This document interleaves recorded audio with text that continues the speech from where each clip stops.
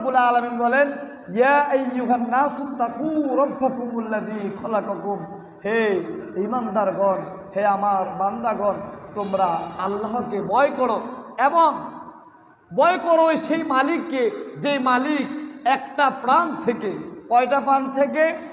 একটা প্রাণ থেকে হাজার হাজার কোটি কোটি কোটি কোটি মানুষ আল্লাহ সৃষ্টি করেছেন। কন্যা সুবহানাল্লাহ। আবার ওই প্রাণ থেকে জোড়া সৃষ্টি করেছেন আল্লাহ রাব্বুল আলামিন। হযরত আদম আলাইহিস সালামের বাম পাজর থেকে তার জোড়া সৃষ্টি করেছেন। কন্যা সুবহানাল্লাহ। আবার রব্বুল আলামিন বলেন, ওয়াবাসসা মিনহুমা রিজালান কাসীরা ওয়া নাসিয়া, আবার আমি সেই জোড়া থেকে বহু নারী পুরুষ সৃষ্টি করেছি। কন্যা সুবহানাল্লাহ। তাহলে বান্দা, তুমি বড়ই দেখো কোথায়, কেন আল্লাহর জমিনে এসে, আল্লাহর দুনিয়াতে এসে কার সাথে তুমি বড়াই করো?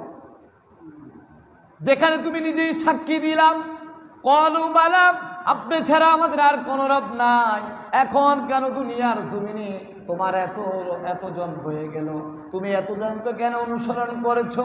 যেখানে তুমি এক আল্লাহ বলে স্বীকার করেছো, যেখানে তুমি এক রব বলে স্বীকার করেছো, এখন দুনিয়াতে এসে তোমার নেতা আর তোমার অনুসরণের লোকের অভাব থাকে না। কথা বলেন ঠিক কিনা? এখন আর অনুসরণের লোকের অভাব নাই।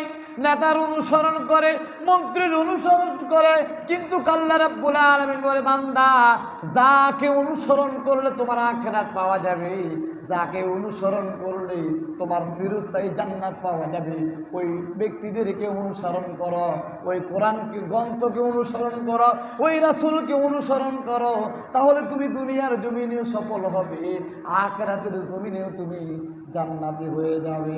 সুবহানাল্লাহ। আল্লাহ নিজেই বলেছেন, বান্দারে, আমি তোমাকে একটা প্রাণ থেকে সৃষ্টি করেছি, আবার ওই প্রাণ থেকে তার জোড়া সৃষ্টি করেছি, আবার এই জোড়া থেকে আমি বহু নারী পুরুষ সৃষ্টি করেছি। কন্যা সুবহানাল্লাহ। তাহলে আমাদের বড়াই করার কোনো সুযোগ আছে? বড়াই করার কোনো সুযোগ আছে? আল্লাহ রাব্বুল আলামিন বলেন, পৃথিবীর মানুষের